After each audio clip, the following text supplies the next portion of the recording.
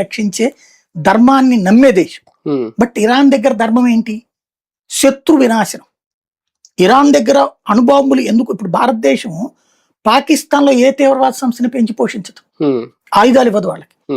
వాడు అడుగుతాడు బెలుచోడు మనల్ని, తెహ్రీక్ తాలిబాన్ పాకిస్తాన్ వాడు అడుగుతాడు, ఆఫ్ఘనిస్తాన్ వాడు మనం ఆయుధాలు ఇస్తే పాకిస్తాన్ బూడిచ్చేస్తానంటాడు. కానీ తీవ్రవాదిని ఎప్పుడు మనం హీరోని చెయ్యం. తీవ్రవాది పాకిస్తాన్ ప్రజలు ప్రాణాలు తీయడానికి మనం ఒప్పుకోం. పాకిస్తాన్ మన దేశంలో ఇన్ని పేలుళ్ళు సృష్టిస్తాడు.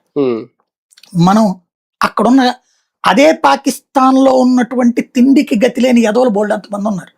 వాడికి ఆయుధాలు ఇస్తే వాడి దేశాన్ని నాశనం చేస్తాడు. కానీ ఈ రోజు వరకు మనం తీవ్రవాదాన్ని పోషించాల. ఎందుకంటే ప్రజల ప్రాణాలు తీయడం అనేటటువంటిది కరెక్ట్ కాదనేది భారతీయ ధర్మం నమ్ముతాం.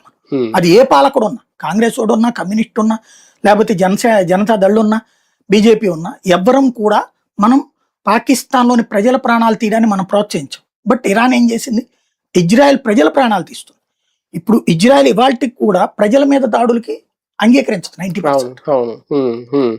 ముందు వెళ్ళిపోమని పిలుపులు ఇచ్చి మరీ చేస్తుంది. ఈవెన్ హమాసోల మీద దాడులప్పుడు కూడా మిమ్మల్ని అడ్డు పెట్టుకుంటున్నారు ప్రజల్ని, వాళ్ళు మీ మధ్యలో తలదాచుకుంటున్నారు, స్కూళ్లలో మీ పిల్లల్ని అడ్డు పెట్టుకుంటున్నారు, మీ పిల్లలు మీరు వృద్ధులు మహిళలు అవతలకి వెళ్ళిపోండి, మేము వాడిని వేస్తామని చెప్పి మరీ వేసింది.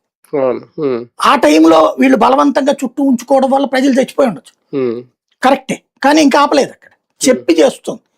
ఇక్కడ కూడా ఇప్పుడు